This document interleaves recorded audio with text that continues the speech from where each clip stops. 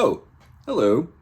My name's Ryan Holgerson. I'm the creator of Slackmatic, and welcome to the third comic book vlog in this series. That's good coffee.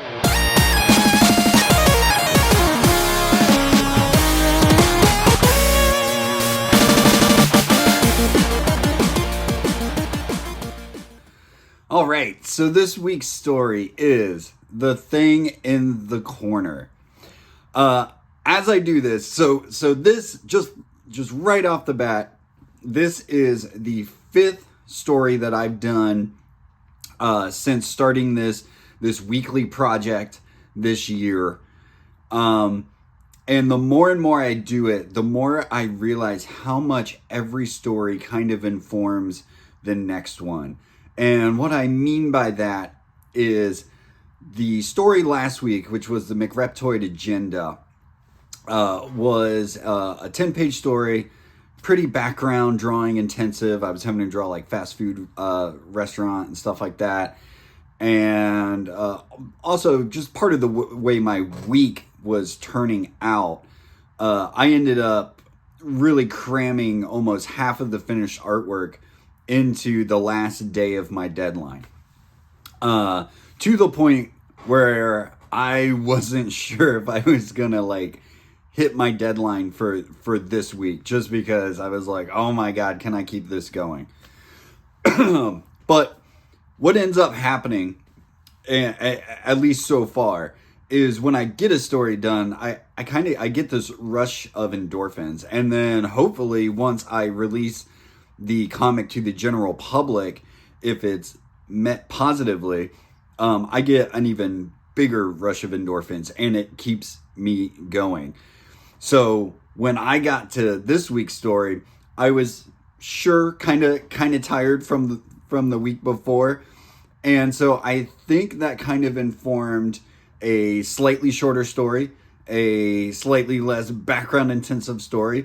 I was able to get this story done pretty quickly. The writing was done really quick, and I think I knocked the pencils out in like one day, which is really not that unusual for these. If you notice my pencils, once we get to the time lapse part, you'll see that they're just super sketchy, and I do a lot of the drawing in the finished quote unquote digital inks. But by Monday, I had this 7-page story all ready to go for finished art. And I got it done early Thursday morning at like 2:30 in the morning, which was February 1st. So I'd kind of joked about, I think on my Patreon, sure would be nice to get to 45 pages by the end of the month. Maybe I missed that mark by a page or so. But still, this has ended up, January 2024 has been my most productive month in comic book pages ever. So no matter what, that's super great. But like I said, I think as I see that story from last week where it was like super time intensive, and then that kind of informed this one though, to where it was like, okay, I hope people still enjoy it. I hope it's still some fun stuff. But it was just a little bit easier on me. I still really like this story.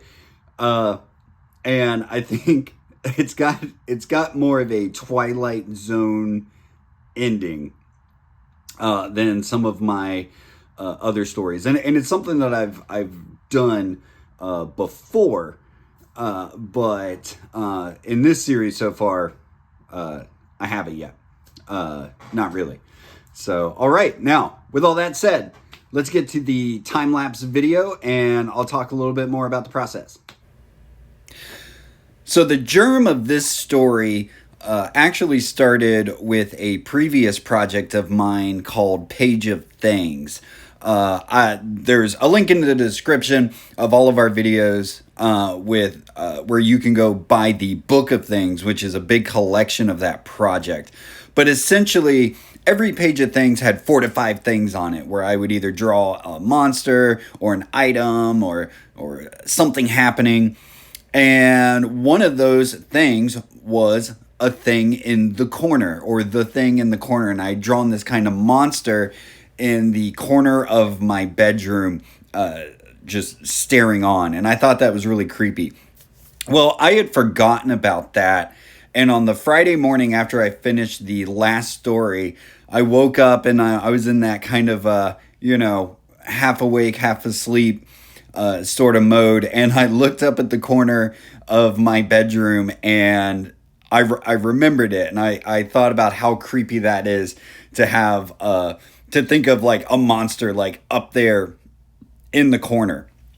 Which is funny because going into this week for the writing, I really had no idea where it was going to go. I didn't really have an idea solidified. And so it was just that moment that kind of hit me. And really, it was just a few hours later in the day where I actually sat down and I wrote that story. And I wrote it all in one go. And so that's two stories in a row where I've just sat down and I've written the story and it was done. Let's hope I can keep that going, because like I've said before, it doesn't always happen that way.